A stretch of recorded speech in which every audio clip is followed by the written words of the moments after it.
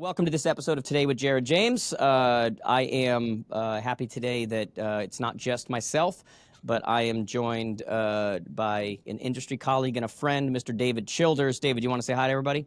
Yeah, I'm excited to be on, Jared. We've done a couple of different podcasts together. We've spoken together. We've done a lot together. So it's fun to be here just to have a little bit of time together with you and everybody on here. Yeah, man, what I'm excited about now, I think most people know this, but obviously not everybody. You're with Keeping Current Matters, which is one of the places that I recommend to so many people just because I think it's such a relevant place as far as, agents staying up to date on what's happening. Sure. And especially in the world we live in today.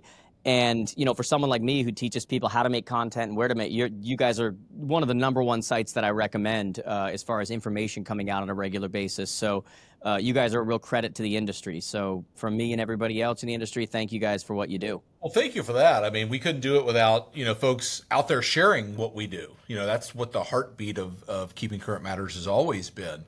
And I think you and I were talking just a minute ago about being on the road. I was on the road last week in Chicago, and I was telling a group of agents that having, sort of an insight into what's happening in the market right now gives you confidence. Yeah. And I think we're in a time right now where people need confidence. I need it. We all need it, Yeah. in our businesses right now. And so grateful for the support, grateful for everybody that shares, everything that we do here at KCM and gets, the word out on what's happening in this market. Yeah, it's so true, man. Like confidence is something, I've said this for years. It's like the lack of confidence comes from uncertainty, right? Sure. And so you don't have to be confident in the thing that you wanted it to be, but confidence comes from certainty. It's like when you know what's happening, you know what's going on. And this is definitely not a market where you bury your head in the sand and just kind of, I hope it works out. Like, let's just wait till everything's great. Let's wait till rates are 2.875 again. Let's wait for whatever. And so we're going to get into a lot of that stuff. But I do want to also whenever I have somebody on here, one of the things that always matters to me is I want to get to some of the other stuff. I said to you before we went live, I was talking to you and I said, the reason why you don't see me doing a lot of outside podcasts is because I'm tired of the same questions. Sure. And I'm going to bet that you get asked a lot of the same questions, sure. Everywhere and we'll get to those questions. Don't worry, everybody. Okay. We'll get to it. But as someone who, we have some shared life experiences in that we've got a little bit of a different experience, a different life than probably most people. You're on the road a lot, sure. Right? Yeah. Right? Like, how often are you on the road? Gosh, people ask me that all the time. Do you travel a lot? And I'm like, well, that's a relative question. You ask Jared if I travel a lot, maybe not. You ask somebody else, maybe so. I'll say this: in the first half of this year, I did a count. Last time I saw you, we were standing in the hallway in Las Vegas. Yeah. And I was going to bed. I think it was 8:00, and you were heading in a different direction. Where were we going? We were going to, that was at Leading RE. Oh, I was going to the after thing at Leading RE, right? Right. Yeah. I counted up. I spoke at 43 conferences in the first half of this year. More than I've ever spoken at, for sure. I'm sure the same with you. Right now, there's just this need and this hunger for what is happening. How do I make sense of this market? Is this all going to end tomorrow? Like, what's this all about? So yeah, spend a fair amount of time on the road, and grateful for it, honestly, to get a chance to share all the work that we do here at KCM. How do you deal with it? Like, how do you deal with the idea? Because let's face it, when you get on a stage, people expect a certain version of you. Sure. And obviously, when you're traveling a lot, when you're, look, the road is lonely. It can get exhausting. I love traveling with my wife. I love traveling with my kids, but traveling for work is a little bit different. All these different advancements. I wish we could just press a button. It's like beam me up, Scotty, and you could just be places, but that hasn't happened yet. Right. And so sometimes you go places and you're not necessarily in the mode for like what you're about to do. And nobody wants somebody to get on stage and say, don't worry, everybody, it's only going to be 60 minutes. I don't really have it right now. Right.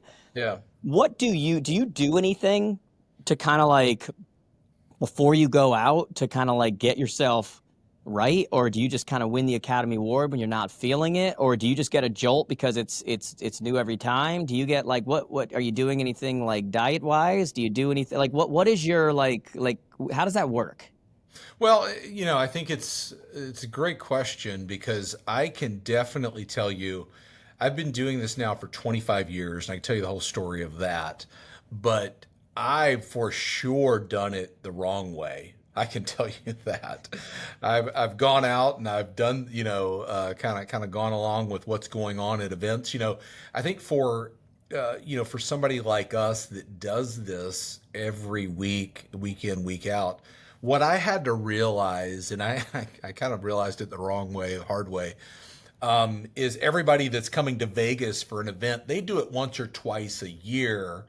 I do Yeah. it every week of the year. Yeah. And That's exactly so right. for me, I have to do a couple of things. One, I try to stay on a strict schedule, Yeah. try my best.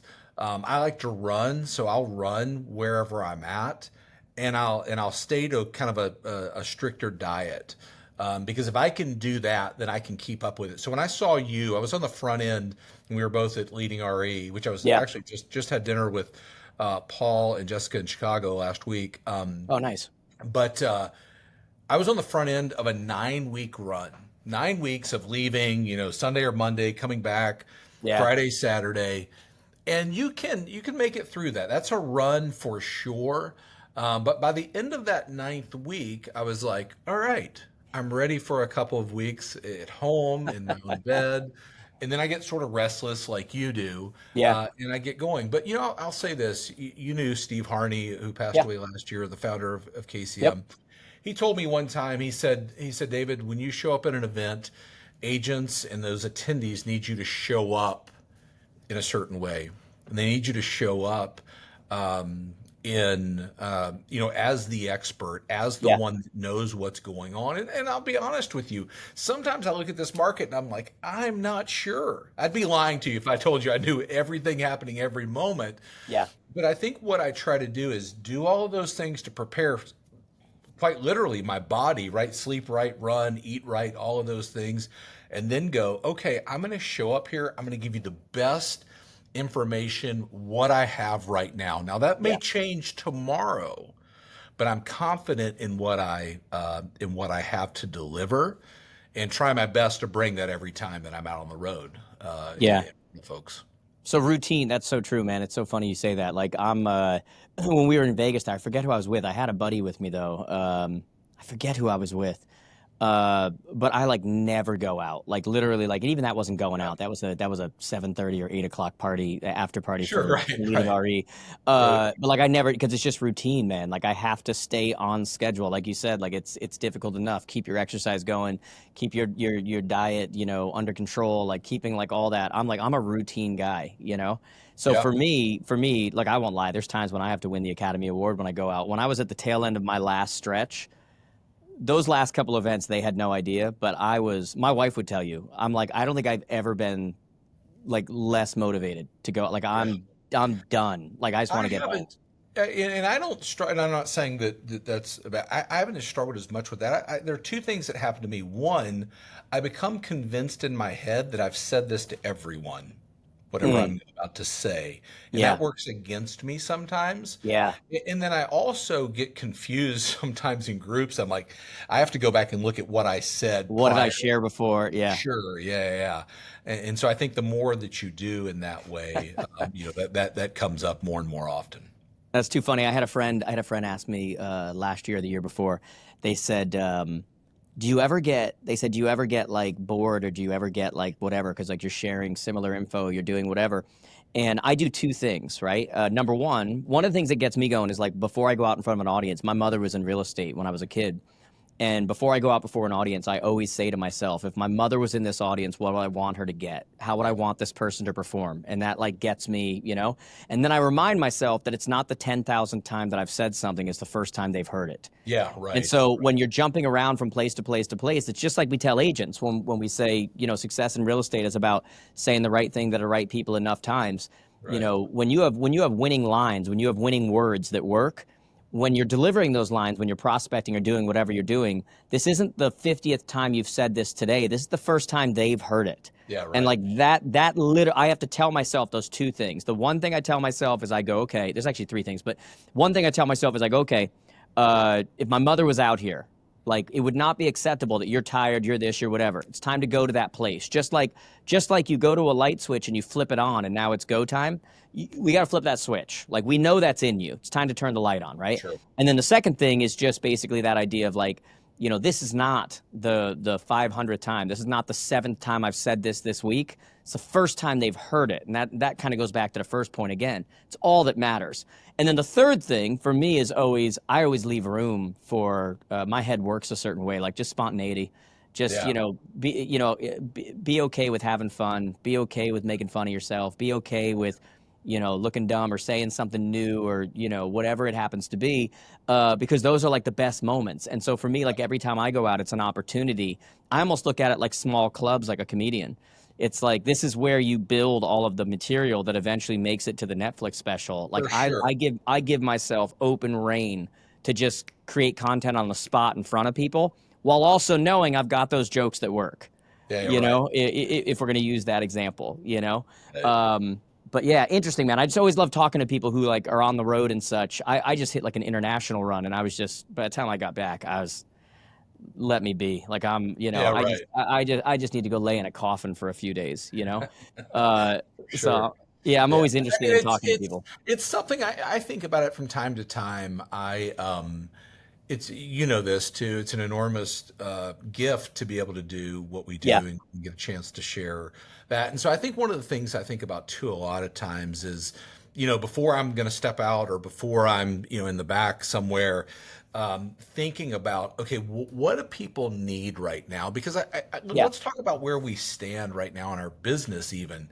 You have people right now, literally, that are top producers that are killing it. That is the truth about this business.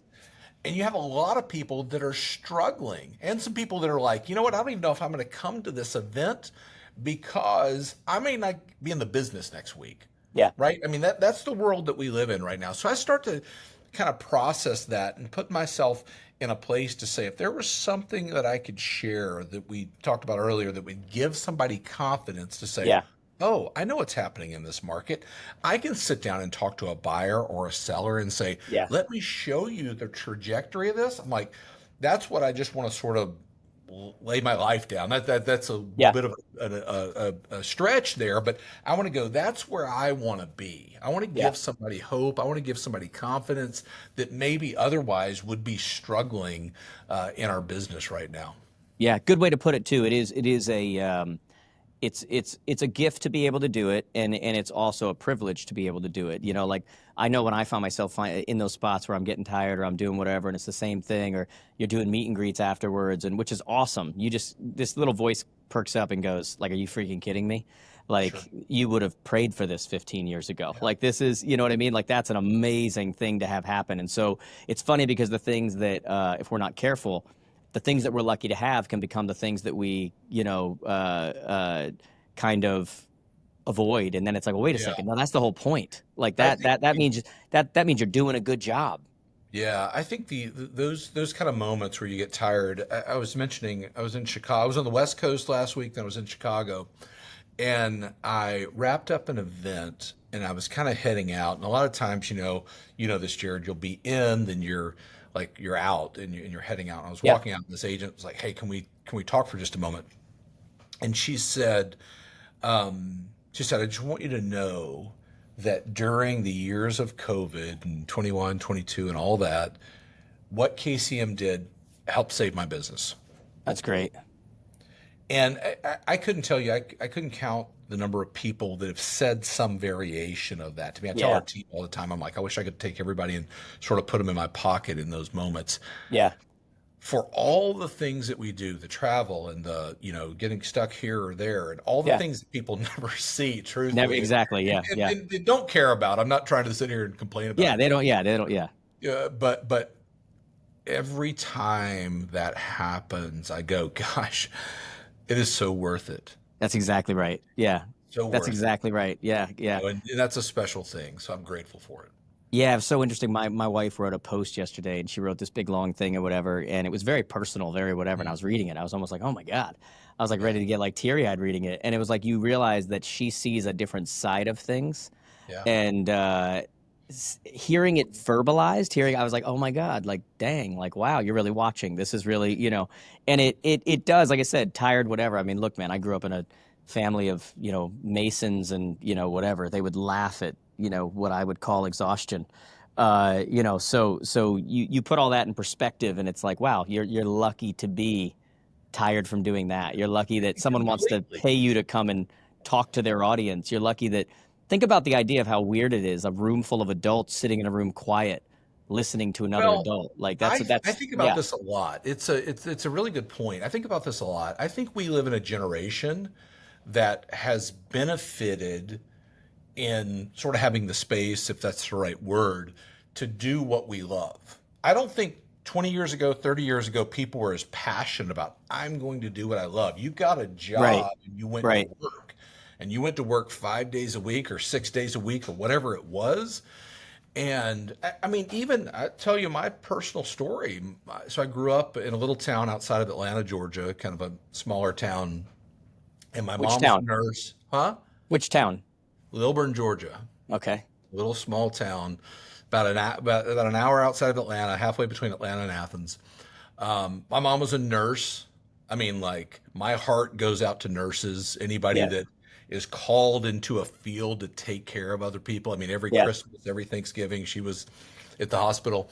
So tremendous, woman and calling. My dad was an engineer, structural engineer. He designed fertilizer plants. And I Interesting. can say this confidently. He always would say to me, don't do what I did. Do something Huh. that you love. Don't do what I did. Do something that you love and you're passionate about. Get into sales. Do something that you can, make a Yeah. difference out there in. And so that was sort of how I grew up in a very middle class home, and watching my dad do what he knew how to do, but not being in a career where he was like, I am super passionate about this. I love it. It was quite the opposite. And so it sort of birthed in me, if you have a chance to do something you love, and truthfully, you could make a good living at it, Yeah. for that. Yeah. And so in the little town that I grew up in, sort of my parents' dream, my dad's dream was to buy a piece of land and build a house. Like that was sort of when you Yeah. live in the South, that's sort of the dream, right? Maybe not in other parts of the country. My dad bought 50 acres, and my brother and I, every Saturday, we would wake up and we would work.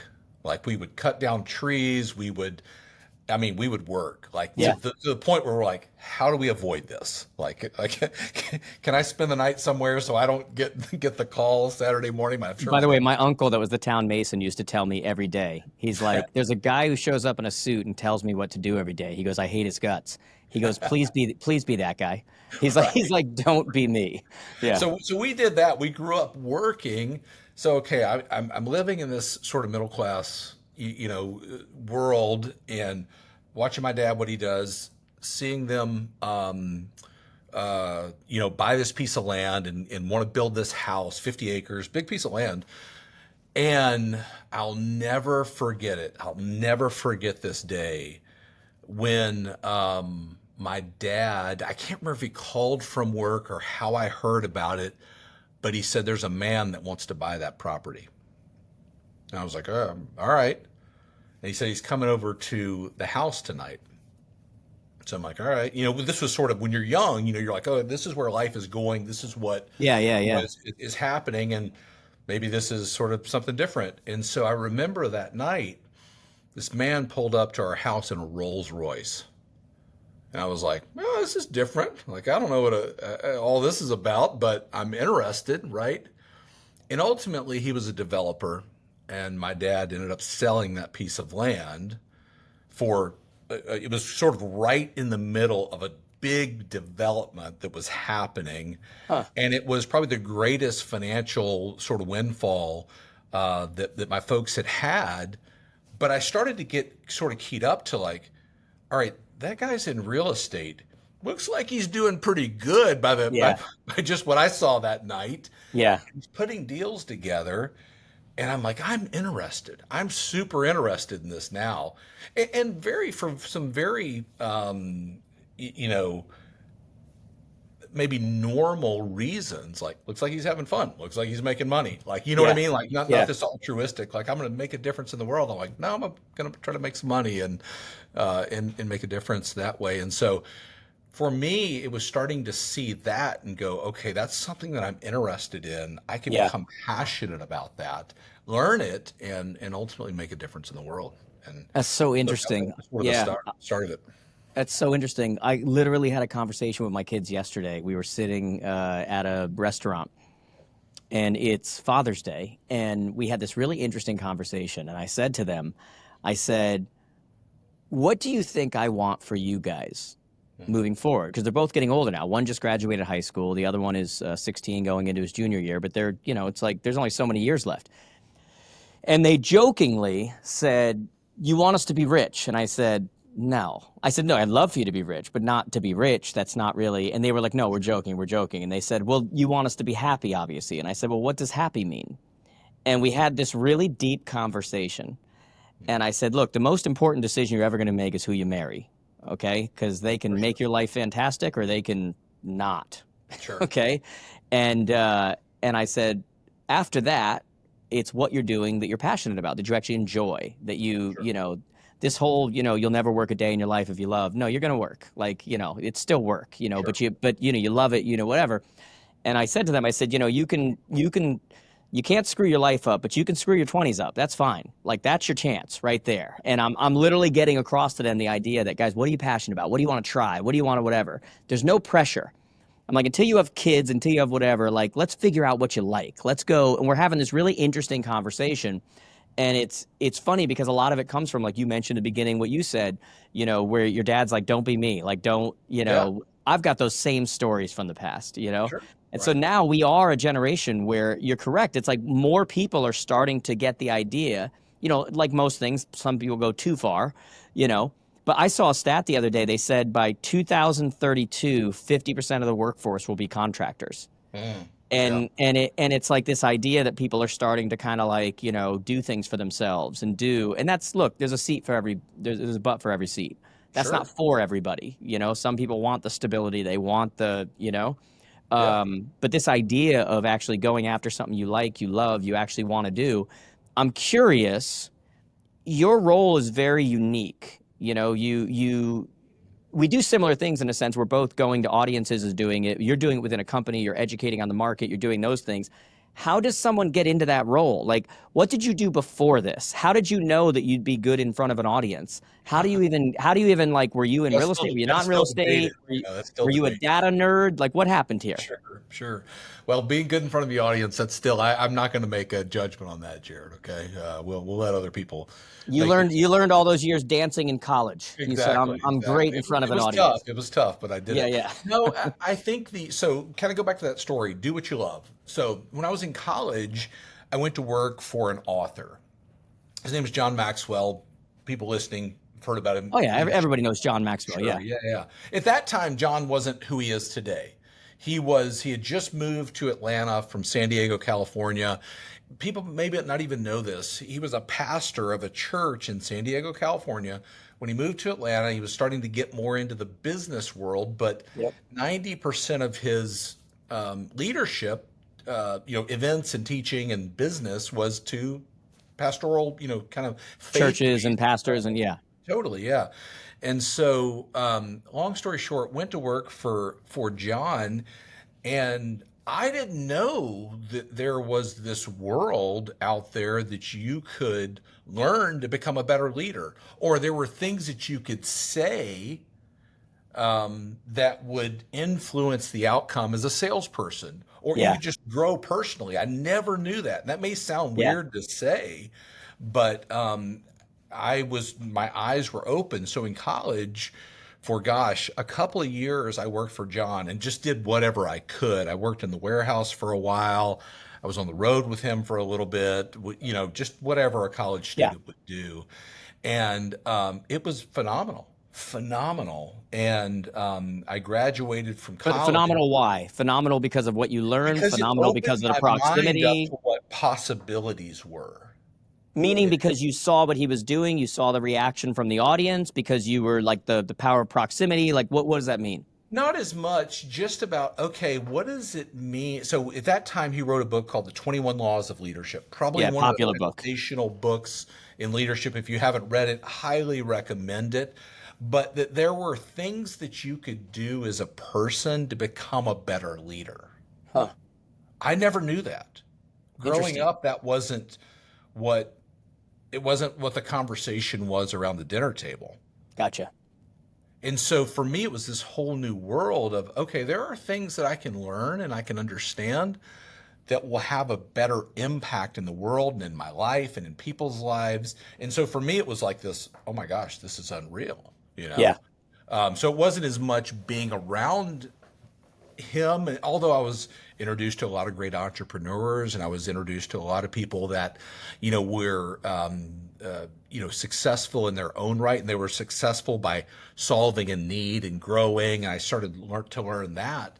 But I got out of, I graduated from college and I went to John and I was like, look, I love working here, love working for you. I'm working in the warehouse. Nobody's making any money, no disrespect there, but I'm like, I got to find a job. Right. And so go back to my, sort of background.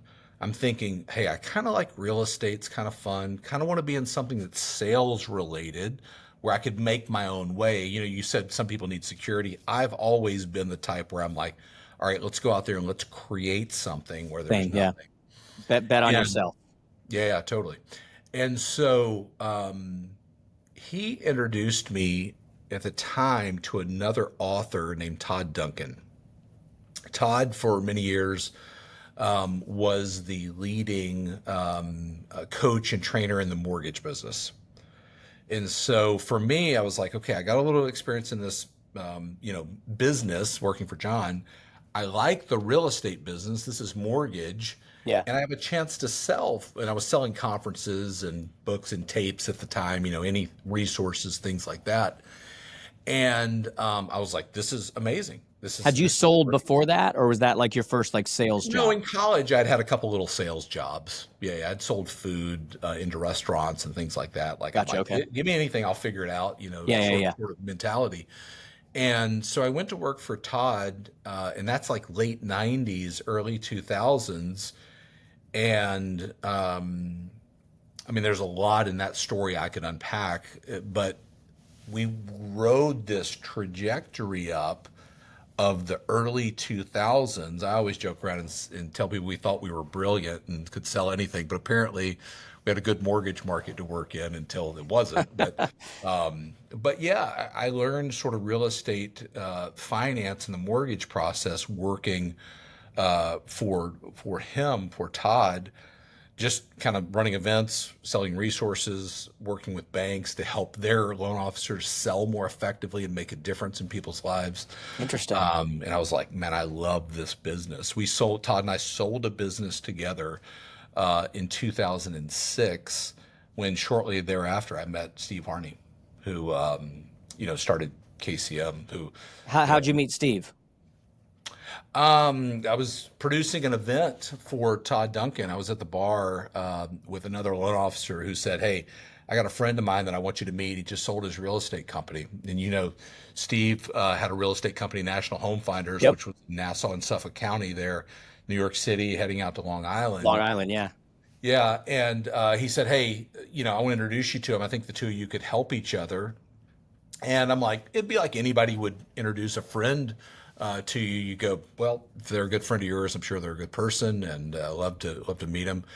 Steve and I met, and he said, look, this side of the business of resources and how to build inside of real estate and mortgage to deliver resources to agents and loan officers. I know the business, meaning Steve, of real estate. And so this dream was sort of birthed 17 years ago now of, could we create for agents a more confident way to answer a question when it comes up? When somebody says, well, what's going on with prices? Could you go, well, shit, I don't know. Like, I'm just as scared as you are, or maybe they're all going to fall. Well, how do you answer that intelligently? Huh. How do you? I didn't realize you had been there that long. Yeah. Because I met him after that. No, was So it? I'd gone back Or into right the about business. then? I was a consultant for him for about 5 years, but I went back into the business for a few years and all that. But yeah, we started out back 17 years ago, kind of. And I'll tell you a funny story. So Steve was speaking. You know this. We just had a conversation about speaking. Steve would go out and speak really to small brokerages all up and down the East Coast, all over the country for that matter. And one day he called me and he's like, look, we've been trying to do this and all people want to buy is the slides. So let's sell them the slides. And I was like, sounds good. Let's do that. And that's where KCM started, was just With the graphs and a yeah. slide presentation with a recorded, Steve would do a 30 or 45-minute voiceover to the slides. I knew him back when that was going to be my question. I was going to ask you, what was the cost back then? Because I remember it was some ridiculously like low cost, whatever thing that he was selling monthly. Well, it's funny. So it was $19 a month. Yeah. And if you remember the old Netflix sleeves, like the cardboard sleeve. Yeah. You got a CD, and then we still have the duplicator here. CD in there with the slides on it, the audio, and everything you needed to put it in your laptop, play it, and be the educated agent or educated loan officer. So that was that's like 08, 09, and so at that time we were just doing that. Steve would always go, we get this thing to 1,000 people, like we're good, and it was, he would always call it mailbox money. He I record it and then I go to the mailbox and I get the check or whatever. And that's how KCM started, was just a resource where folks could know, here's what's going on. Now, here's the interesting thing. That was like 08, 09, and I could draw a lot of similarities to where we sit today to that same market. Yeah. Which was, the mentality in that market was, you know what, in a couple of months, in 6 months, Jared, this thing's going to turn around, right? And then 6 months would go around, and we're like, well, it didn't turn around. Well, in 12 months, for sure, it'll turn around, right? And 12 months went by and it didn't turn around. And by that point, everybody's like, well, maybe people aren't going to buy houses anymore. You know what I mean? It got to that point. But, that was that was sort of the genesis of KCM. And in 2010, we said, hey, we need to start a blog. And not for any other reason than people are starting blogs. Yeah. Right? Kind of like why people start a podcast. I was literally going to say podcast now. Yeah. Why should we start a podcast? Well, because everybody else is starting a podcast. That's, and so the KCM blog started, and that was written to the consumer. So think about this. This is very interesting. So a blog is written to the consumer. Agents can share it and say, hey, look, here's what's going on with whatever particular topic in the housing market. Facebook comes along. It had been around, but agents weren't really using it, right? Yeah. And then there's this pre-built resource that just very shareable, blows up. And even back then, you couldn't name an economist in the real estate business in 2010. You fast forward to 25, and I can rattle off like 10 of them right now. Yeah. That are in the news regularly. Right. And so KCM really started this, perspective of, are you the educated professional? Do you know what's going on? Now, a lot of people are doing it, and that's awesome. And that helps, educate consumers all over the country. But it really started with this desire coming out of 2008, where there were questions that were hard to answer, and people didn't have good answers to those questions, truthfully. Hey guys, I want to talk to you about an amazing real estate tool right now called Mosaik. If you want to take your people off of the portals where they're all hanging out and whatever and into your ecosystem, this is the tool that does that. This is a beginning to end, not a CR, it's not another CRM, it doesn't replace that, but it's a beginning to end system that really looks at the lifetime value of your client and looks at every part of that process and takes care of all of it in a way that's completely transparent. So yes, they've got search, they've got transaction coordination, they've got, even for us, when we do things like we teach our students the Core 100. They've got the ability to put those people in there, track what's happening, do all of that in an amazing way. But probably the thing that I love about this more than anything is the transparency. You know, in an industry that keeps talking about transparency, and usually when you hear something over and over again, it means that it's not being done at all. This is actually a transparent tool. This is the first tool that I've seen that actually brings the consumer into the transaction. And I think that is the next level of where we are going within this industry. You know, you hear from so many buyers and sellers that, oh, my agent didn't do anything, or I feel like they're not, and there's not this communication going on. This is the first tool I've seen, almost like the early days of .loop where you had that collaboration, but it was just for the document and the signature. They can do that with the transaction now, not only with the clients, but with the vendors, whoever it is, in an amazing way where they can see every step of what's going on. You can write notes to them back and forth. They can see every part of the paperwork and everything and the way that you decide to show it. It's really the next level of what we need to be doing from a consumer experience perspective, so they know what's happening, and more importantly, we drive that lifetime value back to you. So if you haven't yet, guys, this is a tool you're going to hear over and over again. You're going to hear me talk about it because you know, I really think it's my role to not just, you know, define what the problems or solutions are, but provide the tools that will actually get you there. And while so many tools right now are just check the box and just say you have them, this is one yourself, your team, your brokerage. You know, if you're not on it yet, you need to be. This is not the last you're going to hear about this. They're going to grow astronomically, and this is something you need to get on board with if you're going to operate. If you're going to be one of those people that really overcomes and is that top producer in your area, you've got to have the right tools in place, and Mosaik is one of those right now. So do yourself a favor. Go check out mosaik.io, mosaik.io. Again, mosaik.io. You won't regret it, guys. Send us questions if you do, but this is one of those ones that you're going to look back on and remember, amazing tool. Yeah, it's honestly, I look at it as like it's almost an add-on to, you know, the education that people like me and others do. Like we train on a certain thing, right? Yeah. And you guys are so market focused, like very specific to the market and this what's happening, and it changes with what's happening in the market, that to me, they've always kind of held each other's hand, so to say. They always work well together, you know? Yeah. So what did you start as when you started there? What was your actual role? Were you sales? Were you like, what was your role? So when I started back with Steve, I was just a consultant. So at that time we had, you know, somebody that was doing web design and somebody that was just a handful of people. And so you were a contractor. I mean, you weren't an employee. It was just. Right. Yeah. I was a contractor. And Steve was like, you know, we'll split this thing. We'll do it 50-50. And I'm like, no, I need my $2,500 a month or whatever it was, you know. Yeah. Terrible decision, but no. Oh God. So you're like John Elway that turned down a piece of the Broncos back when. Exactly. Yeah. Right. Yeah. Right. No, I'll need my money. Yeah.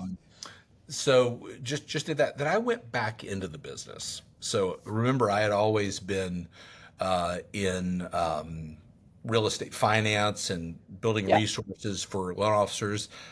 This is interesting because in 2011, I went to work for Bank of America, which in that on kind of their national leadership team and coaching team, when they had just, you know, a year or two after they had acquired Countrywide. Mm-hmm. And when REO was a big. About to say, I did a lot of short sales with Countrywide and Bank of America, and just in the middle of all that. So I went back into the business, got recruited back out. Long story short, through a couple of different companies that were building resources for agents and loan officers. And then one day in 2008, and Steve and I had always stayed close. Steve Harney, the founder of KCM, we'd always stayed close. And he called me one day. I have the voicemail. I should send it to you. Oh, wow. And he said, hey, look, I just want you to know that what you're doing in the industry matters. What you're doing for the company that you're working for is making a difference. And he said this, he said, I don't know if it's showing up on the bottom line yet, but I want you to know everybody's talking about it. It was just this like massively encouraging. Yeah. So it's good for you to hear. That he sent me because I was at a different time in my life in that business, because I called him up and I'm like, it's good to know because I'm about to leave. Right, I'm getting ready to jump because things aren't good. Yeah, And he said, look, this was 2018, 10 years down the road. Okay. He said this to me. He said, I think this KCM thing is going to make it. Like, I think this is 10 years in. And Yeah. people are always like, well, KCM came on the scene a few years ago or whatever. No, we've been at it for 17 years. Yeah. And at that time it was 10 years. And he said, look, I think it's going to make it. We should sit down and talk. And so I took off and met with Bill. You know Bill. I know Bill, yeah. Steve's son. And the Great three of dude. us. Yeah, I love Bill. Yeah. And we all sat down and talked and said, hey, it'd be great if we sort of got the band back together, did something together. And through that, I joined the team full time. So I was a consultant, stayed a friend, then joined the team full time a little over 7 years ago. So that was sort of the full circle moment where I joined, really running everything that we say out in the market, the content of KCM, all Yep. the marketing, everything that we do to expose KCM to new people. And that was great, right? We're seeing sort of the American dream happen too in a business, right? Idea of how do we help agents?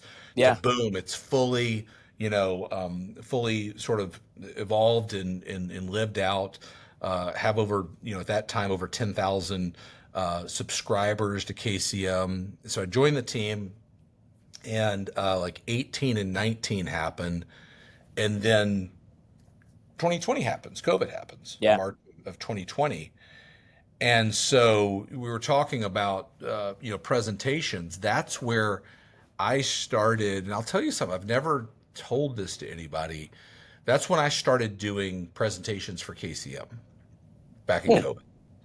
Been 5 years. I mean, that's been the length of time. At that point, you were behind the scenes. For sure. Yeah. And we'd always said, hey, look, there might be an opportunity, but it's so incredibly hard when you work for an organization or you're in an organization that has this sort of figure in Yeah. Steve. And you're like, Yeah. hey, could Steve come do a presentation for us? And like, no, how about Dave? They're like, we're good. We'll take Steve, but thank you for the offer. Yeah. So COVID comes around and two things happen. One, we're on all of these podcasts and webinars all over the industry. And Bill says, look, here's how we're going to do these. David's going to be on them and Steve's going to be on them. And I'm like, okay. And I'm like, I don't know if I would have done that, but all right, I'm going to be on them. So I started just doing a little piece of it with Steve. And then about 2 months in, Steve, I remember that actually. Yeah. About 2 months in, Steve came to me one night. We were talking, and he said, "Look, here's what's going to happen." He said, "This thing, we're going to get through this." He was super confident we were going to get through it. Right? When people were like, "Are we all about to die?" He's like, "We're going to get through this. Right? We're going to make it." He said, "Here's what we're going to do. I'm going to lead them in, and then you're going to lead them out, and then nobody's going to ever ask a question." Because they need the information so much. And I've never seen, Jared, a founder subvert his ego and place in the business like Steve did. And he went off to the side, and I started doing all the presentations. And I get chill bumps telling you this now because it was surreal, because Steve had spent at that time, what is that, 13 years building KCM.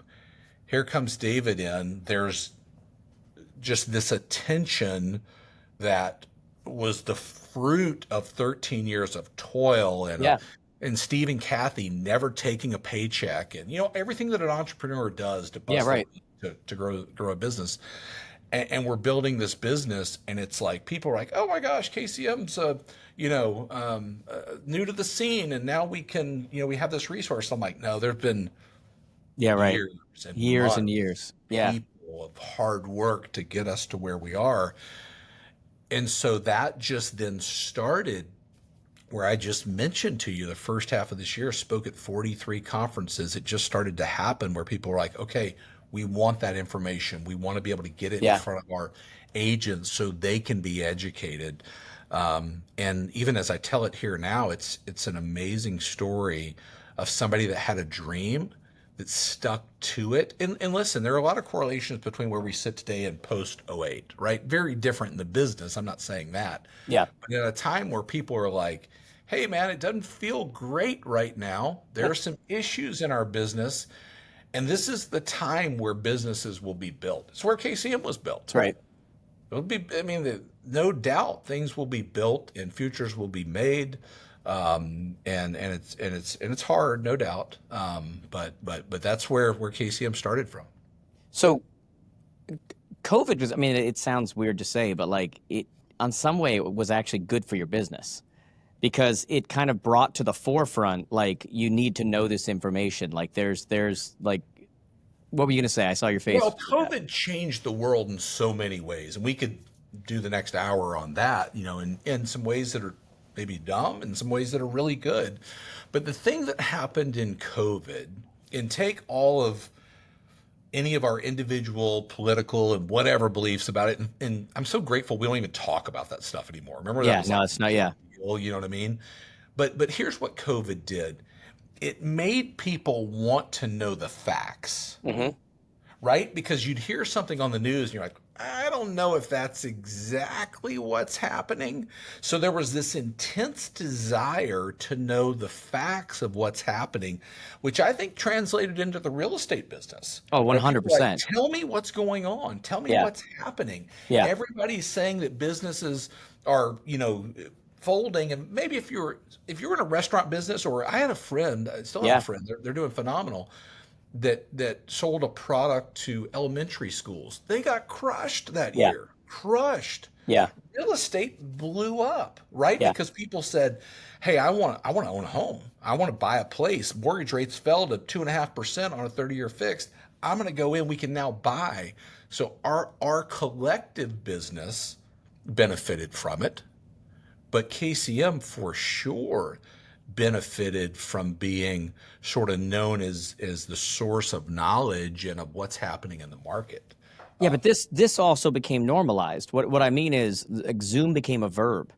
Totally. You know, in the same way that, you know, rollerblades became any kind of skate like that with one wheel, even when they weren't rollerblades. You know, like we talk about Zoom links and all this kind of stuff when we're operating on Riverside right now.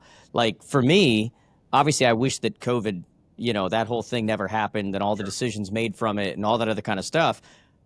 But I was also speaking to 5 countries from my office and then going to my kids' soccer practice, like meaning that it became so normalized for this virtual atmosphere to be able to have these conversations, to be able to do events, to be able to do all this stuff, that it expanded our business, you know, because like, you know, it used to be that, for example, I do a ton of live events, you know.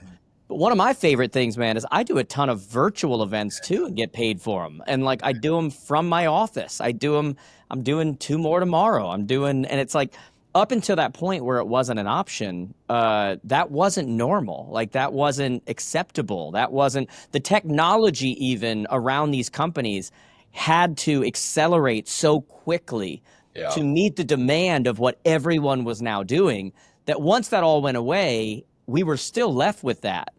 And so it accelerated our business, but then it also gave us new opportunities coming outside of it that we wouldn't have necessarily have had if you didn't recognize the opportunities during that time.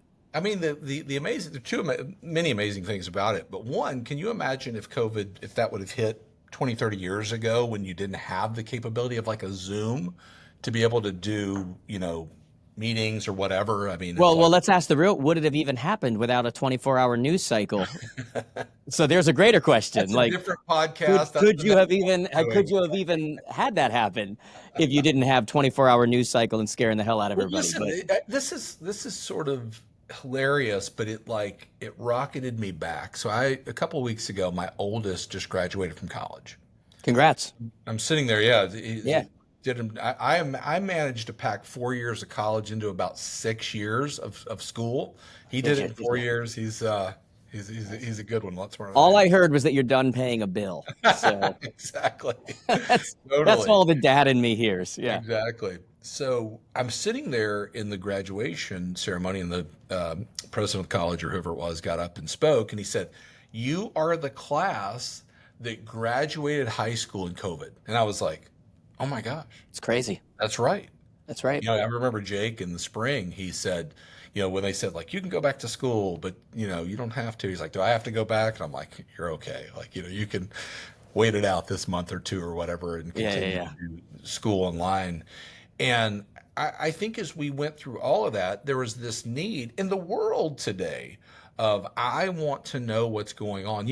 I've said this many times, you and I have talked about it, this last election cycle being the first election cycle where podcasters and non-traditional media had more influence than traditional media had. 100%. And so if you take the view of the world where people want to know, we can now broadcast ourselves via Zoom. And so the agent that's out there doing that wins. Like, you couldn't script a play better for the real estate business having come through the last, several years. My God. And I think it came out of, look, a scenario none of us want to have happen again, and folks that lost their lives and all that kind of stuff. Right. Like, we didn't want that. Right. But what it did for the business of real estate was phenomenal. I always joke around in a lot of the events that I'm at, I'm like, if we look back on it, and I could show you some of the pieces of it, it was an unhealthy real estate market. Right.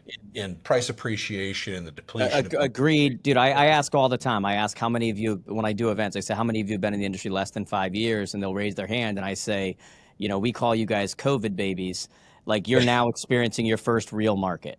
Totally. Yeah. Like, that wasn't real. And the truth is, hopefully, I always tell people, like, hopefully you made some money during that time. If you didn't, I'm sorry, Hopefully you saved. But we're in a normalized market. What I would say, the word that I always use is a more healthy market. Right. And that's what we've sort of come through, in the sense of, okay, all this stuff happens. What are we going to do? We can broadcast on Zoom. We start doing more events, and more people are consuming information that way.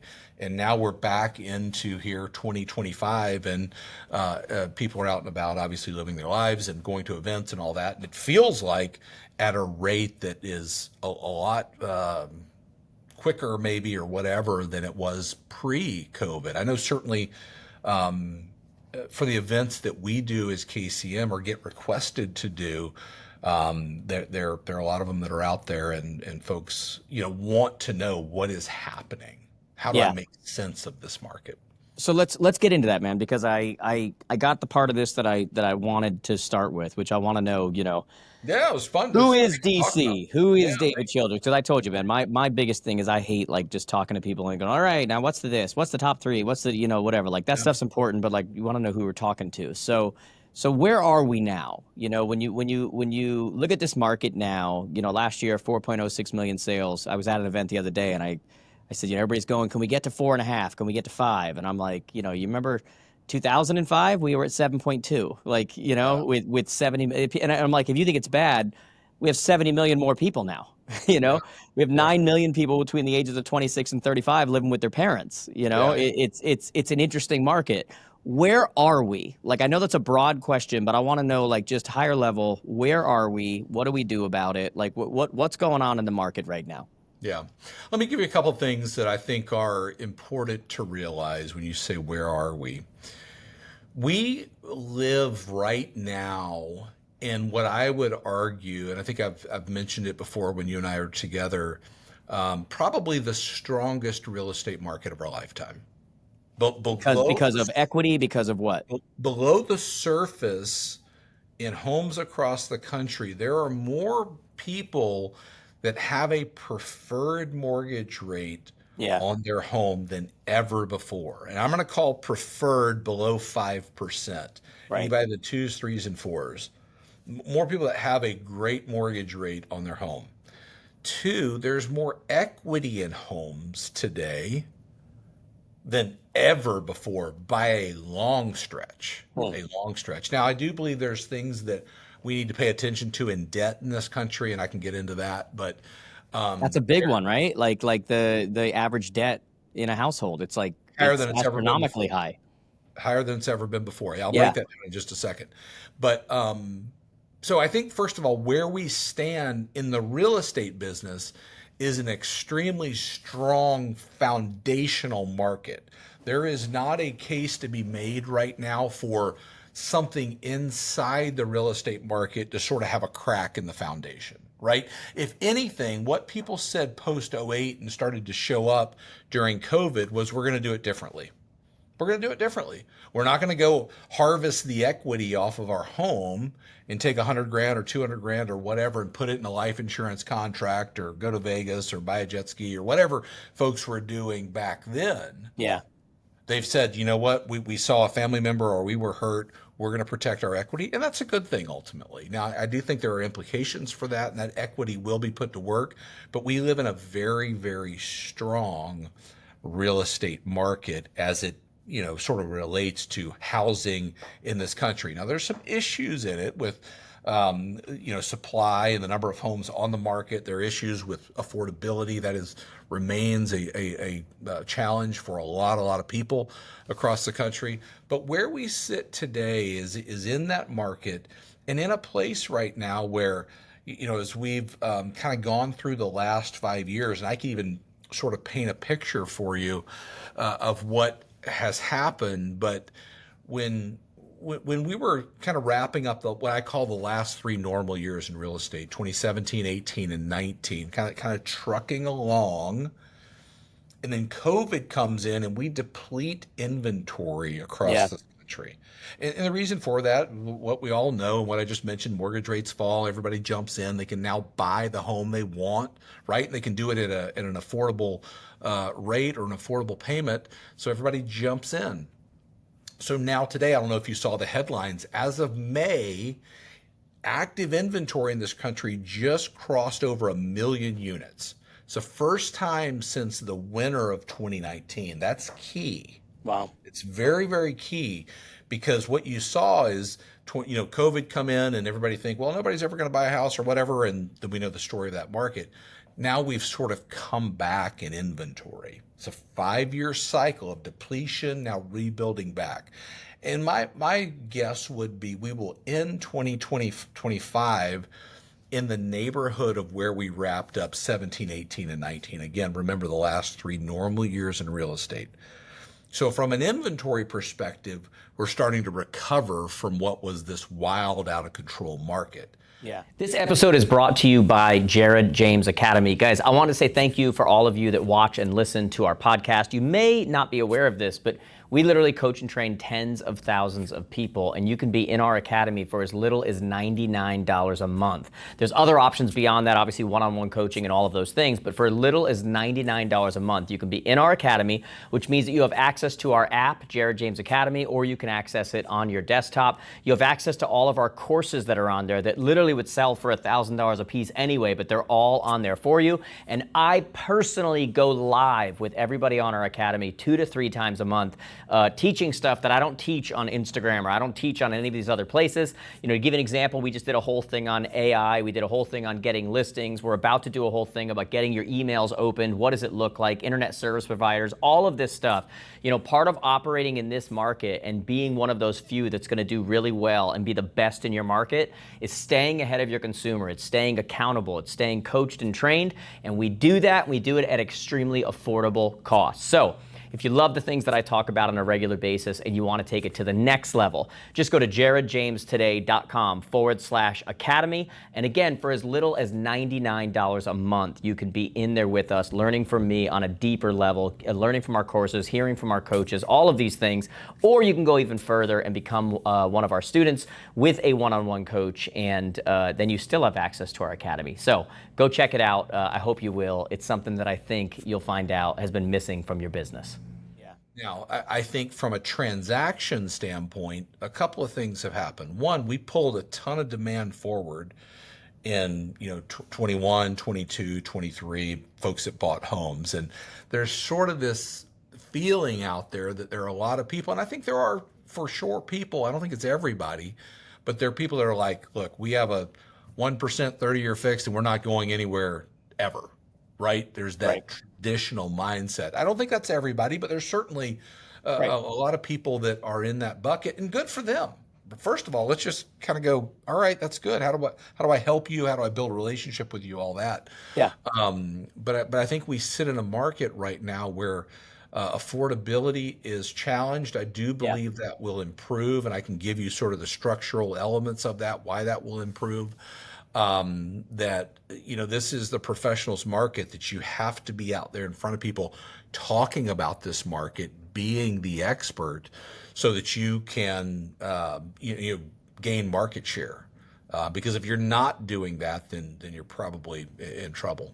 Yeah. Talking about the market from the perspective of content, talking about conversations with your database, or you talking about like in what regard? I think any agent today has to have an understanding of what's happening in the market. So what's going on with mortgage rates, with inventory, Yeah. with prices, with whatever.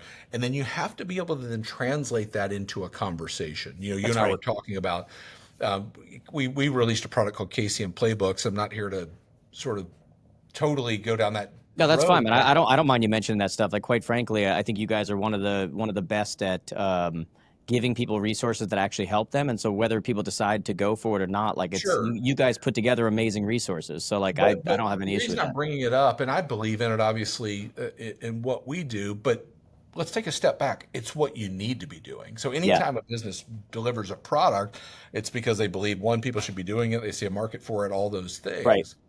What you have to be able to do is to have a conversation with somebody about what's happening in the market, That's right.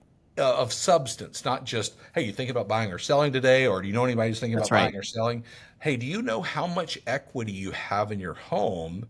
And, have you thought about what you're going to do with it? Now, I mentioned more equity in homes today than ever before.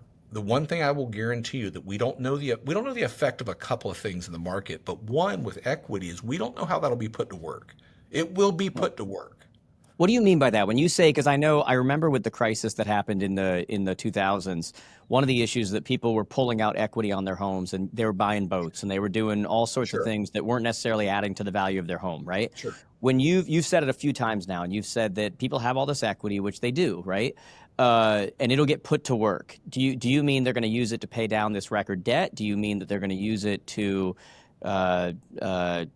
get butt implants? Like, what are we talking about here? Well, Not what you were expecting. it's 2025, man. I mean, Miami is a reality. Okay. Jared, we're gonna have a survey coming out soon where we're gonna find out what's happening there. Okay, Make sure you do it regionally, because you're going to get different answers depending on where you go. West Coast, it's going to be off the charts. Okay. So the term back in '08 was equity repositioning, which is, I'm going to harvest equity from my home. I'm going to reposition it into, a lot of people were doing life insurance contracts at the time because they thought it was a foolproof method. Yeah. Or they were taking it and going to Vegas and they thought that was a foolproof method, or they were going on vacation, buying a jet ski, whatever they were doing. Right. So I don't think immediately we'll see that, but we could. We have short-term memories in this country. I even think we could see some of the products come back that were back around there. I'm not here on this podcast to say they're coming back. Don't hear me saying that. I'm just saying, I don't think that we couldn't go there again, because we absolutely could. When I say it'll be put to work in a number of different ways. One, it may be used to pay down debt. And listen, if you have a bunch of credit card debt or whatever, I'm not saying that's not a wise use of it. It'll be used to renovate. You got a home. 19% credit card, and it's like, this is just never going to go away. Yeah. Totally. Yeah. You may use it to expand or renovate your home. You may use it to start a business or put a child through school. It will be used for move up buyers and downsizing buyers. It will for sure be used that. It'll be used for second homes. So I think there are use cases in our business, not just, hey, they're going to use it to pay off their credit card bill. But I do think that'll happen. But I think people will see the equity in their homes and start to use it in different ways over the coming, 3 to 5 years.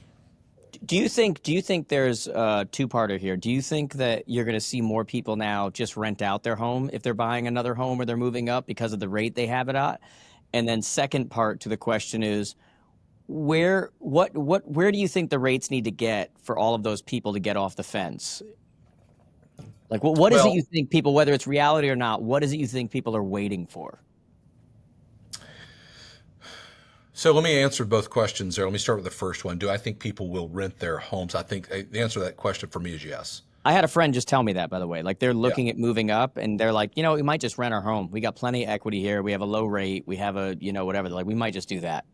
Yeah. Who's your buddy in Austin there that's got the loan product that helps people offset their Oh, yeah. purchase? I mean, Yes. that's going to happen, right? So Yeah. go out and take the house, rent it out.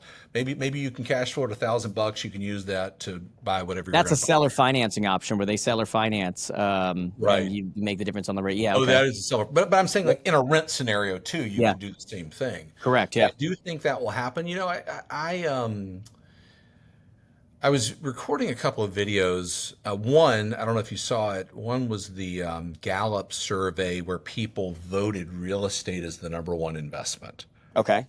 So past, I think it's 15 years, Gallup does a survey and people consistently have said real estate is the number one investment that we want to have over stocks, bonds, cryptos even in there, which is kind of funny. Like Whenever I see those, I'm just like, what are we doing here? Like, Right. yes, it should be the number, but it's just like funny the things they compare it against. Totally. Yeah. Like what are we talking about crypto and whatever? Like how is that on the same? That's a win for crypto to be on that graph. Right.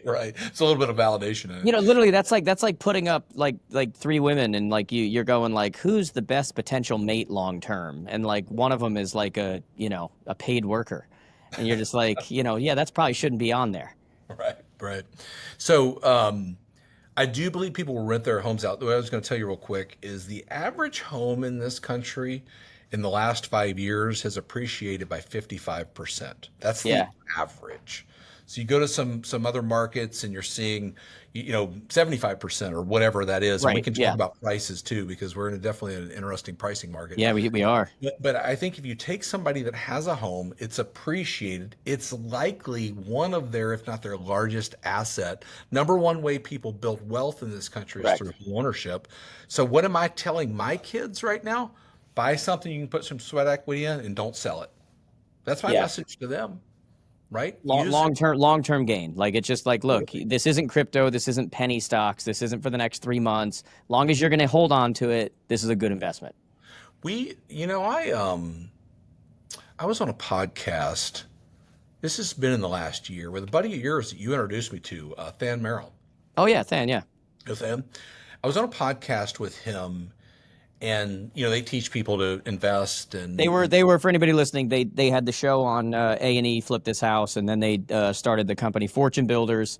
Yeah. My buddy Jeff, who actually ran their company for a while, I actually just did his conference. They have a company called Kingdom 320. I just did his event in Dallas. Yeah, I talked to him not too long ago as well. Yeah, I just did his event in Dallas last weekend. Yeah. But here's what he said that I was like, oh my gosh, that is so interesting. He said, you know what, when we're going after properties, we don't look at it as much price or $5,000 or $10,000 here. Our goal is to acquire the property.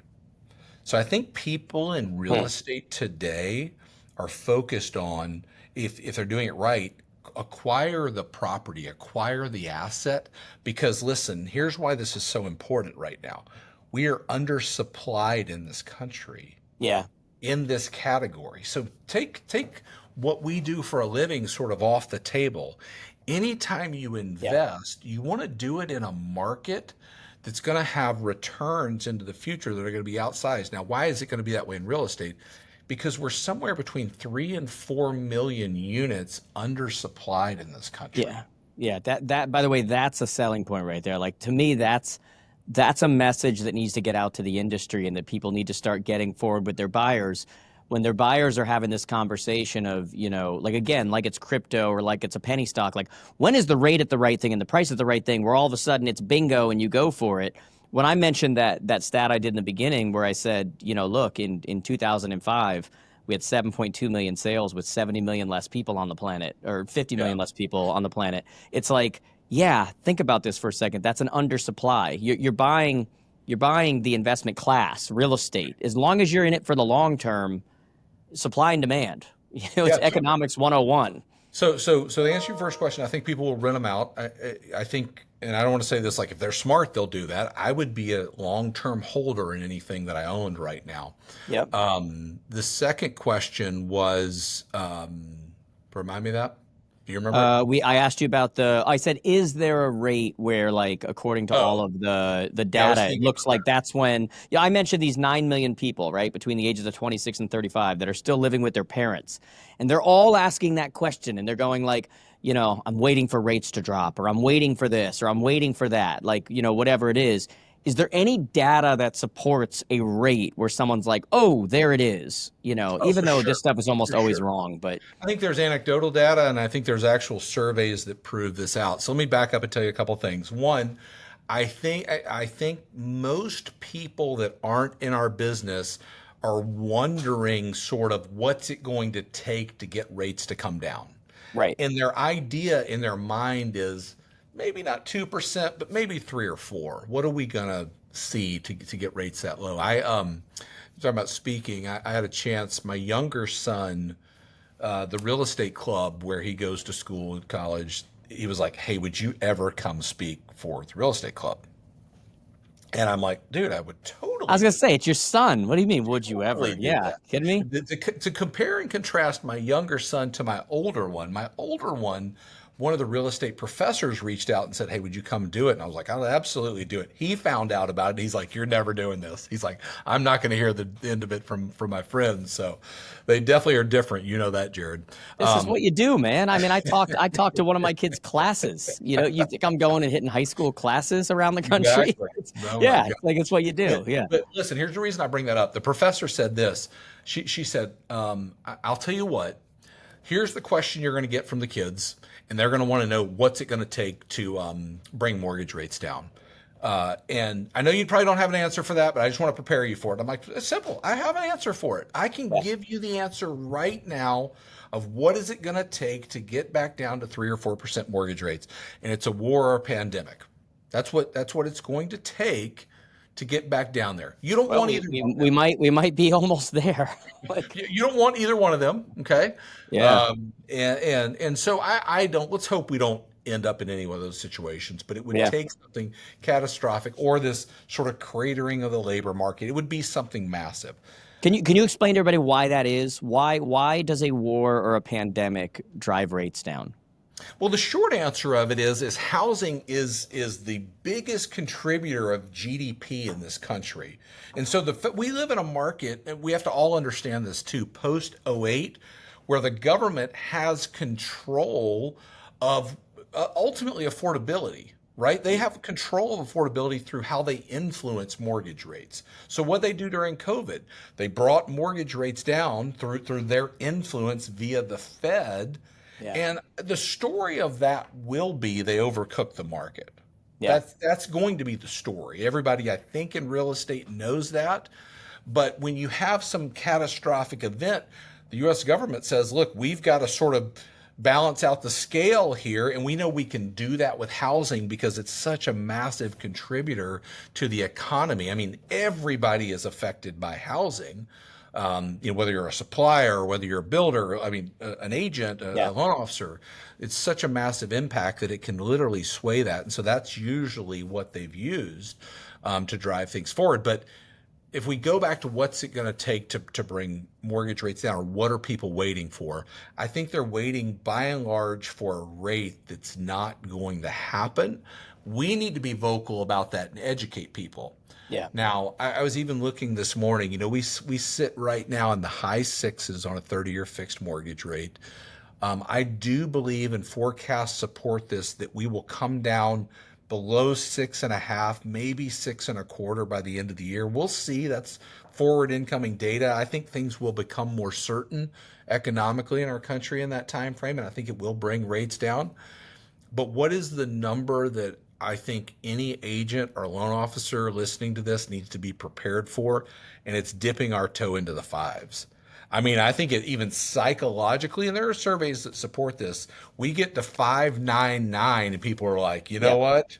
We've waited. And I don't think anybody that's serious about, buying a home is thinking, you know what, I'm going to see 2.5% on a 30-year fixed, Right. come up anytime soon. But they do get motivated at the point where they see a rate where they're like, you know what, we could live with that. And Yeah. I think that's what we're looking for right now.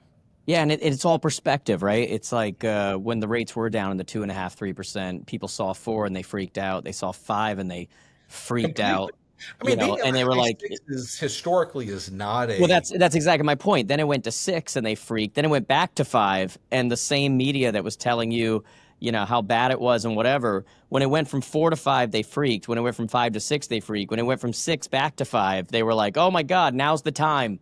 And it was yeah. like, "Wait a second. Last time we were at 5, you were telling us it was terrible." It's all perspective. Like I think there are a couple of things weighing on the market relative to that.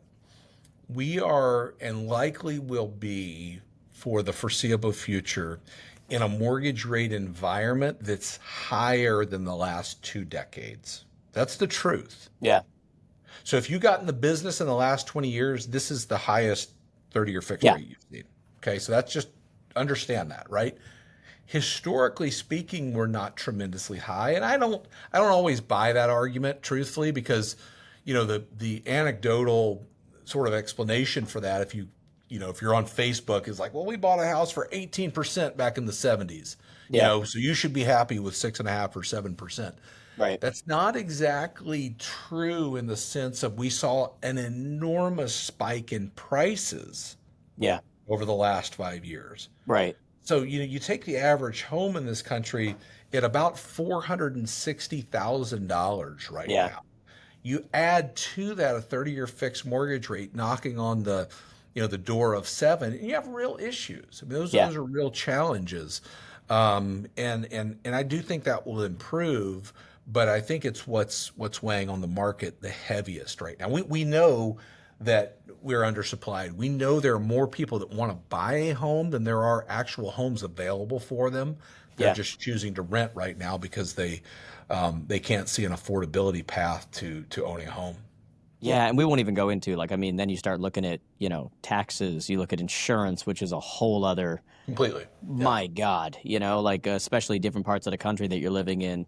Affordability is a real issue, and then you add on top of that, I was talking to someone the other day, and, I always say every choice has an invoice. And as a society, we made a decision as well over the last 20 to 30 years. We used to be a society where 2 people worked, but 1 got paid.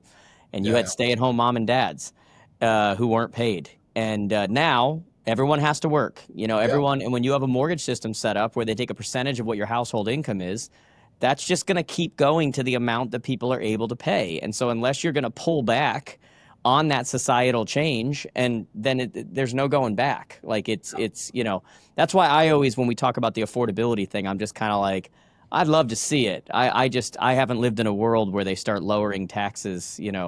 It's like I was in San Diego with a buddy of mine, and we're walking down the boardwalk, and there was a sign with just a million rules of everything you couldn't do on oh, the right, beach, right. and I'm just like, I'm looking at it going, what the crap? Like, can't do this, can't do that. And I said to him, he's like, yeah, it started off with like 1 rule, I said, when was the last time they took a rule away? Well, that's true, And right? he goes, nah, it's never happened. They just Yeah, keep adding. And that's kind of how I feel like when you start looking at like city taxes and homeowners and all this it's just like, once it starts happening, it's just more and more and more and more. I don't remember the last time they took a rule away, yeah. So it's an interesting conversation when you talk about affordability and such. I feel like I may not be as optimistic as you sounded earlier on affordability, Well, but it's yeah. I think you're getting into other issues outside of what we would maybe in the real estate business just look at principal and interest. That's where I Sure. would say, okay, that your buying power will improve. The reason, here's what I'll tell you about that. There are 3 things that impact the buying power of any home: the mortgage rate on the home, the price of the home, and mortgage rate, price. What's the third? Gosh, Salary, yeah, income. wages. Yeah. I drew a blank there for a second. So mortgage rates, we will see over the next 12 months a marginal improvement. I think we get into, in 2026, I think we get into the 5s. I think we could very realistically see that. Prices right now in this country, and this isn't a bad thing, are anemic at best. Maybe nationally we'll see 1 to 2% price appreciation this year. You think we're going to still see appreciation? I think nationally we probably will. Yeah. Gotcha. I think Maybe we're what, the getting coast, drowned maybe the out. coast be different? Like when you look at Florida, when you look at what do you see happening with those? So I'll talk about that in just a second. We're getting drowned out by these Austin, Texas, and Punta Gorda, Florida, or Yeah, Boise, yeah, Idaho. But the exactly. majority of markets in this country will still see appreciation. Forecasts are still for appreciation. So mortgage rates will see a little bit better environment. Appreciation will not see as steep of a rise. And a fact is people are making more money. So it will slowly improve. Nothing overnight, like, oh my gosh, we're out of this and everybody can buy a house. Nope. It will get better. That is the truth. Now, I do think we're coming out of a decade where it was a non-issue to go buy a house, right? You didn't really have to think about it. You're like, yes, we're going to buy it. Maybe we'll take two. And we sit in a market right now where people are like, I'm going to think about this. I'm a little nervous. It's putting me a little bit out of my comfort zone, which, oh, by the way, that has been the traditional market for our lifetime, right? Yeah. If you're going to go buy a home, that's a big commitment. It should probably scare you a little bit, right? Yeah. And kind of going, okay, are we going to be able to do this? So I do think affordability will improve slightly over the coming years. I think it'll kind of get back in line, but it'll take it some time. I don't think it's going to be this wildfire out of control, I guess is my point. Brokers and team leaders, first off, thank you for watching the podcast. I want to really quickly let you know about a new company that you're going to hear me talk about a lot, which is StackWrap. If you are a broker or you are a team leader, this is an absolute must for your business. If you have agents on your team in your brokerage, you know what it's like to pay for a bunch of technologies, to pay for a bunch of things that you know will help them, but they just don't adopt. And let's face it, one of the things in today's world is that there are so many cool tools and technologies and things that are there to help us, but we also have a million different bookmarks and a million different sign-ins, and we don't know if anybody's using anything, but the real win is in the adoption. StackWrap, similar to how you've heard me say to agents lately, how we've got to get our consumers into our ecosystem, StackWrap does just that for your agents. It takes one place where all of those things they have in their bookmarks, all of the forms, all of the Jared James Academy, all of their CRM stuff, everything, puts it in one spot, single sign-on, and gives you the ability to see what they're going to, has a heat map, lets you see what they're using, what they're not, gives you the ability to send them notifications, gives you the ability to have announcements, and all of these things all in one place like a cohesive team, which is what you ultimately want. So if you're a team leader or a broker, make sure head on over to stackwrap.com, STACKWRAP.com. And like I said, I can't recommend it enough, guys. This is one that you absolutely need. It's affordable. And more importantly, it's going to get the results for you and your team or your brokerage that you want. So stackwrap.com. Let's get back to the episode. Gotcha. Do you worry at all about the idea that for many people now it does take two incomes to, you know what I mean? Like Yeah. it's I mean, obviously you look at the rates and you have females, outweigh males as far as like them buying and owning homes and such. But it's like the higher and higher it goes, it's you hear from a lot of these younger people, you're always like, oh, they're not into buying, they're into renting. And you wonder sometimes if that whole sentiment really comes from, somebody who doesn't like someone first just because they know they don't like them. It's like, well, I don't like them anyway. It's like, oh, I want to rent. It's because I can't afford to buy. You have this culture that is, single. I don't need no mans. I don't need no woman's. Right. And it's just like, okay. If you look at first-time homebuyers, women are outpacing men. That's what I was saying. That was the point I was making with that. But it's like, and now with the price, it's like, is it a concern at all that you get to a point where, again, as a society, we've kind of made these decisions, and it's like, oh, sometimes you might have a society now where you have to wait until either someone is wildly successful by themselves, or they have to couple up with someone, or they have to get assistance from their parents, or they have to. Is there any concern about that, or? Well, I mean, concern is a relative. I mean, I think it's the world we live in. Yeah, I guess. Yeah, you know what? Your job, I guess, is not to be concerned about it. Your job is kind of tell us like what's happening, right? Like, would you agree with that? I'm saying, like, if I were to say yes, Jared, I'm concerned. What I don't have for you today is like, what's the solution to that? I think it's reality. I think it's where we're going to sit. Now, here's what I will tell you. What supports? I think there are a couple things about this. Here are concerns that I do have about it. One, because you and I both have kids that are sort of late teens into early 20s. My oldest is 23, 21, then I got an 18-year-old. Yeah. I believe a lot of that generation has been sold a lie that you will not be able to buy a home. A Interesting. lot of them don't believe they can buy a home, and I believe it's an absolute lie. Yeah. You can buy a home. You might not be able to buy exactly what you want, where you want it, but you can go out and absolutely buy something that you can fix up, put a little sweat equity in, and have Or do an FHA 3.5% seller concession, 4 family, live in one, rent out the other 3, like that whole solution. But that's not the traditional media outlets don't say, "Hey, young person, let us show you how." Right. Let me show you how you can't. Right. Yeah, they're a headline. Yeah. Why not? Right. And so I think that's a reality of the market, number one. And I think we need to do a better job in our industry about telling people that, right? You can buy a home. Here's how you do it. A buddy of mine, I don't know if you've ever met him, Rob Crane. He started a business many, many years ago, 10, 15 years ago, called downpaymentresource.com.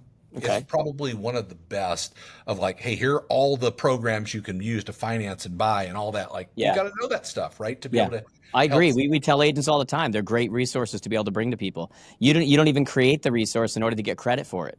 Totally. Many, you go Google in your area, home buyer assistance in blank. There's all sorts of programs people don't even realize exist. 1,000%. So I think you have to know those things to be able to guide people forward right now in this market for sure.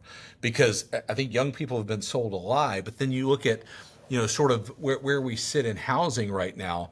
I think as we go forward, what a first-time home buyer looks at is going to be a different product. I think it's going to be, multifamily type, condos. Change of expectations. It's right. But I think it will, and that varies by market, of course. But I think I think we need to be vocal about it in our business. How do you feel about the solution that many banks have brought forward as far as like the 40-year loan?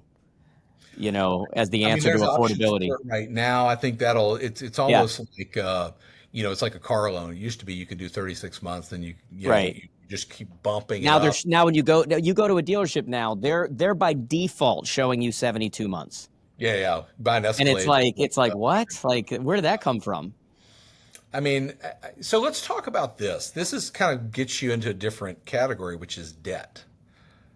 So I think as a country, you're going to continue to hear more about debt in this country. First of all, national debt. And we could talk about that for a while. There's nothing we could do constructively on it here on this podcast.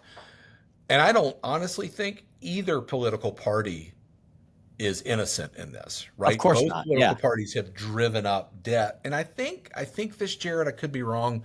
I think most people are like, yeah, I kind of feel like I wouldn't run my household on spending more than I earned, right? Most people. I've made that comment for years. Like, in what world do you run a household and say we're outspending, so we're raising everybody's taxes? It's like, I mean, the amount of consumer debt in this country is at an all-time high. I think it's the most recent number that I saw. It might be a little bit higher than this. Is $17 trillion. It might be 18. That's scary, man. Right? Because like that to me, that's more scary than the nationwide, like, I mean, to the national debt. Like that's individual household. Like that at some point the piper's got to pay their due. Like that's interesting. Yeah. What do you think about all that? Like, how do you think that it solves itself?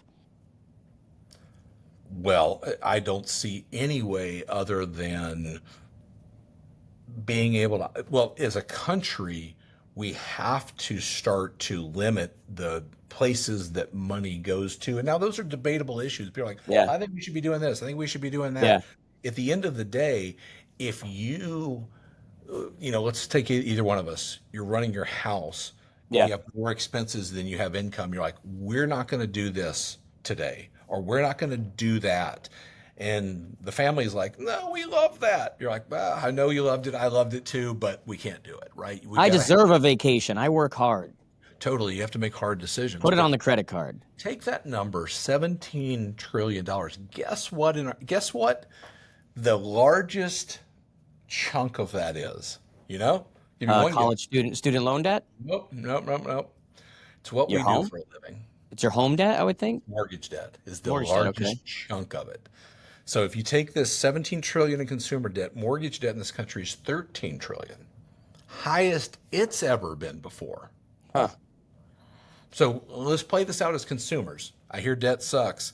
It's higher than it's ever been before. True. I hear mortgage debt's higher than it's ever been before. True. Just so you know, that's not as bad. If 13 of the 17 is home debt, that means it's backed by an asset that's appreciated. Like, they don't tell you that, Jared. You're getting to the good part. They don't tell you that. That's okay, all right. We have to understand these numbers so that we can have that intelligent conversation. Because what they don't tell you is, on that debt, I'll pull up the number here because I have it in front of me, so I get it right. The number on that is value in this country on that 13 trillion is $48 trillion in value. 48 trillion. So there you go. So that's So again, that's not. So if you throw out the 17 trillion number, it sounds scary as crap, the highest it's ever been. But when you take into account that we're counting asset protected debt that is worth more than then that's not the same argument.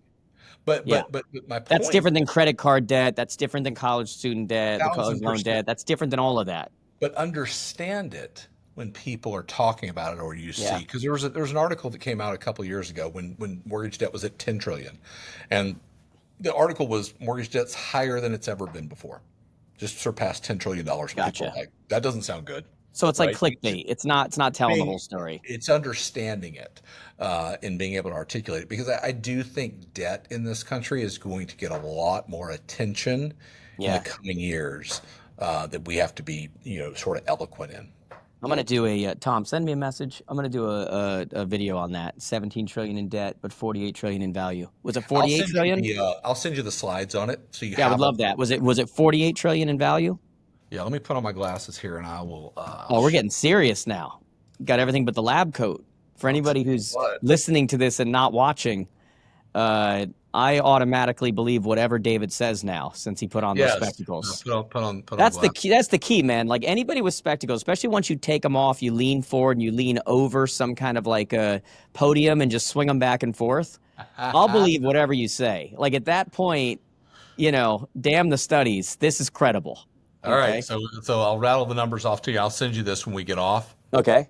48 trillion in value, 35 trillion in equity, and 13 trillion in debt.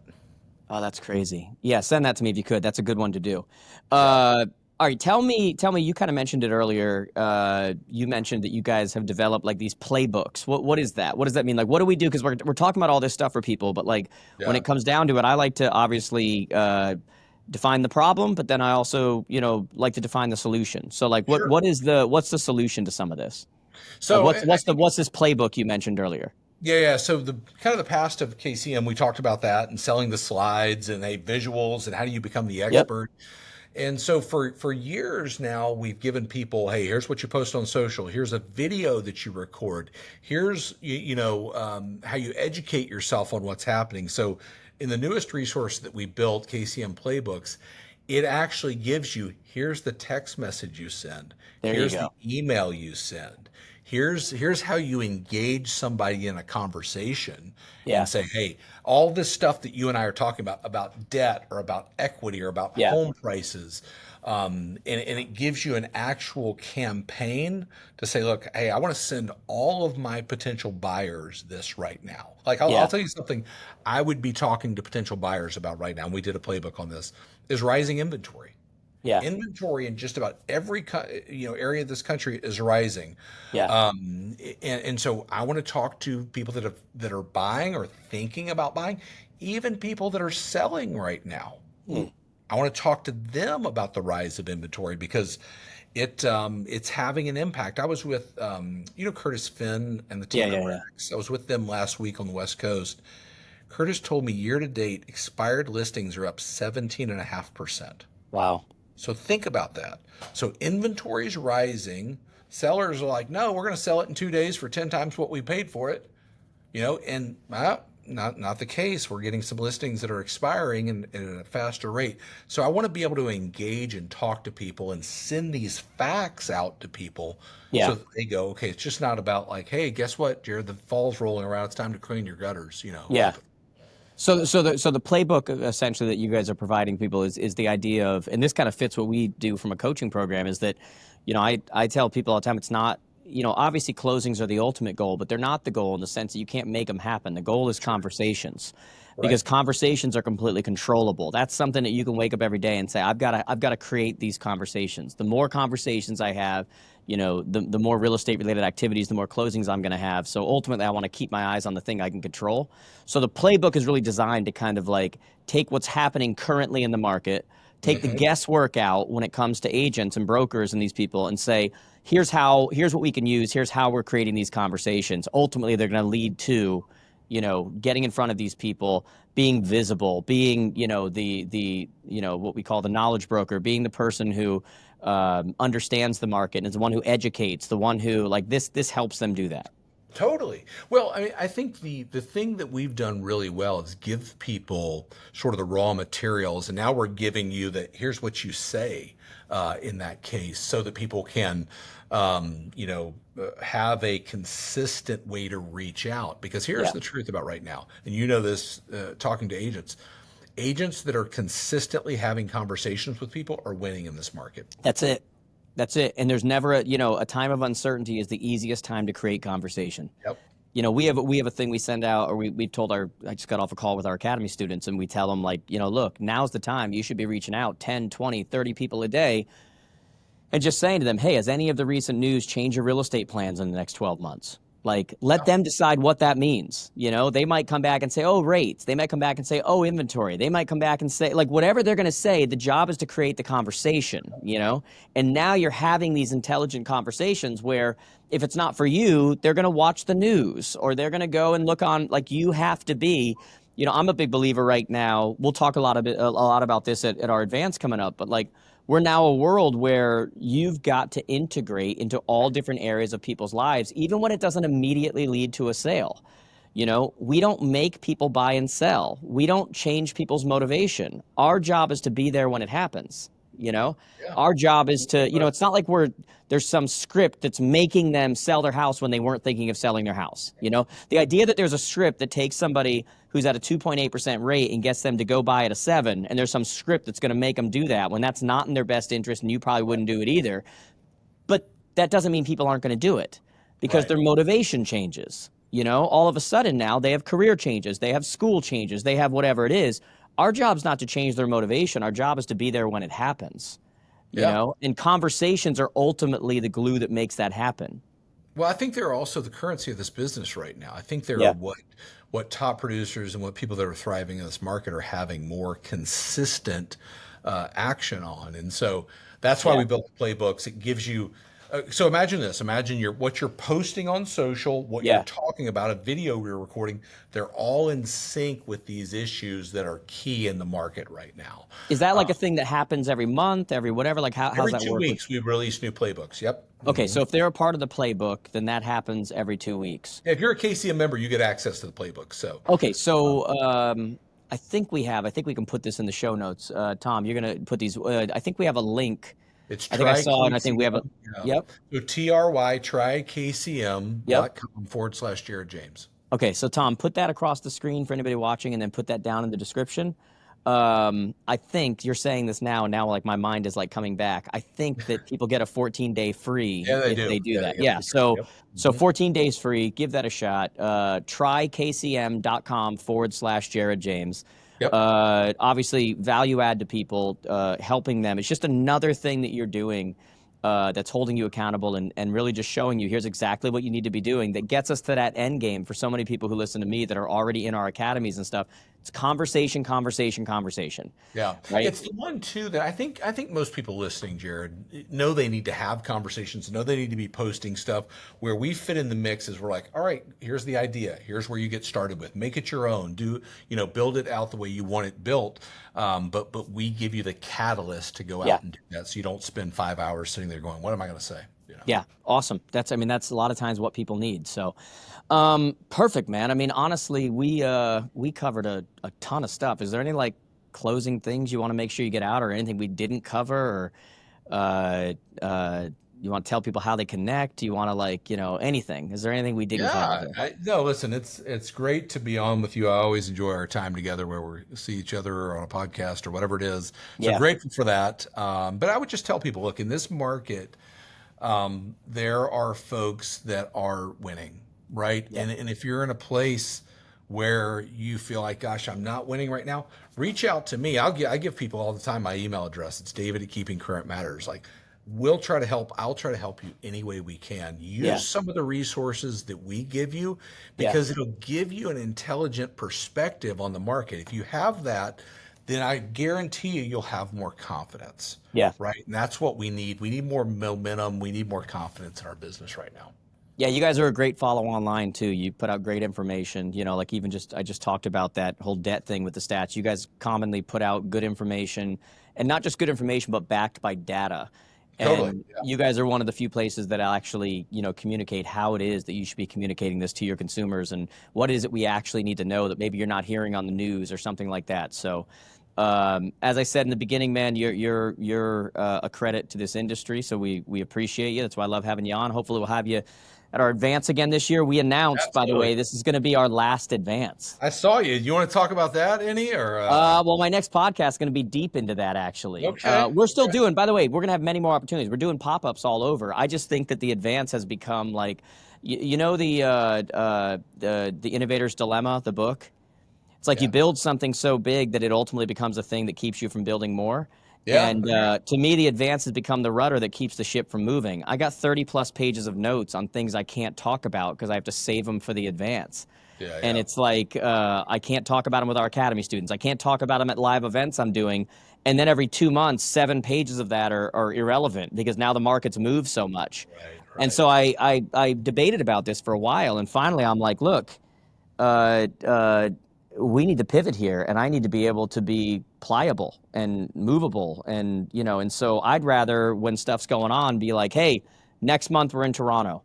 Hey, 45 days from now we're in San Antonio. Right. Hey, we're going to do, and I'm not going to save 30 plus pages of notes for one thing every year. And there's a reason why. I mean, look, I talked to him. Like, there's a reason why Russell Brunson just ended his yearly. There's a reason why Grant Cardone just ended his yearly, and yet they're still doing pop-ups and doing other things. The market's changing. Yeah. And things are moving at the speed of light right now. And it's like, in my mind, we need to be able to do the same. And so that's a big reason why I'm doing it. So we're going to have one last send-off.